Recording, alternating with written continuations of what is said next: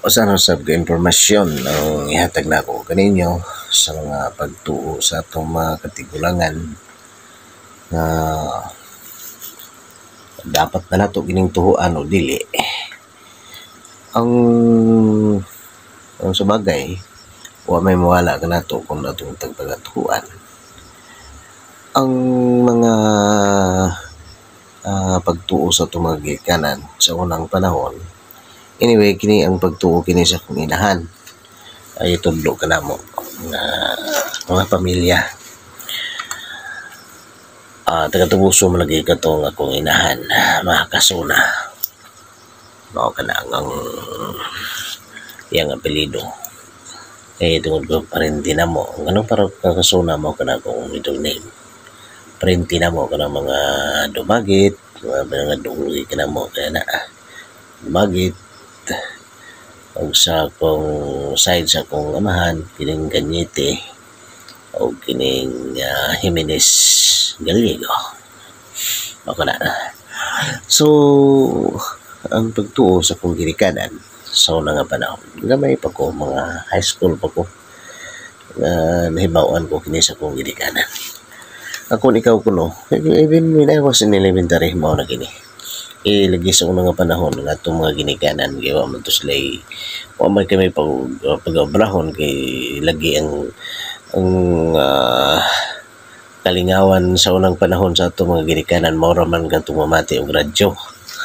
So while sa kagabihon bago sila antes kami matulog, kaya ginastorihan kami sa mga ginakanan sa mga values sa unang panahon, mga pagtuo nila, mga inungo, mga belief nila, superstitious belief, mawag ka na sa bukid man ko taon na tao.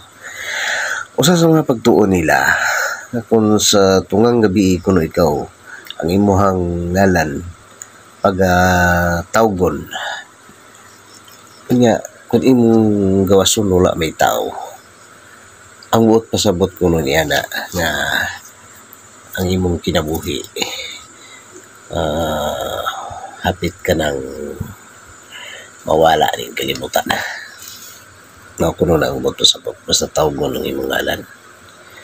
Apan kini masumpa mo kini, masaon mo kung nimo pagsumpa.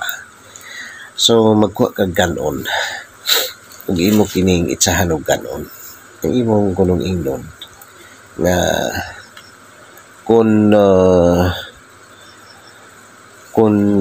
kinabuhi na ko ang inyong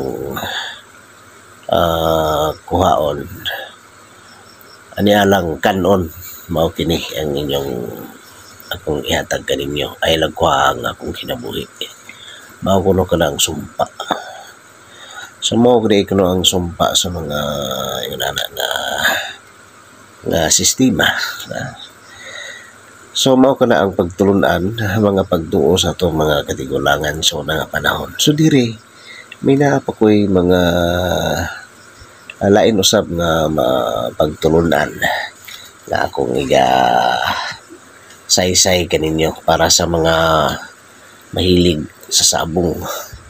Isaysay na ko kaninyo sa sunod na kong post o kung ako kining o kung kini man ang ako mahatag kaninyo ang sunod ako nga post or unsa nga topic, basta pila ka adlaw ay gahatag na ko kini kaninyo kini bang tao nga swerte kayo sa sabong unya may enkwentro sa imong manok.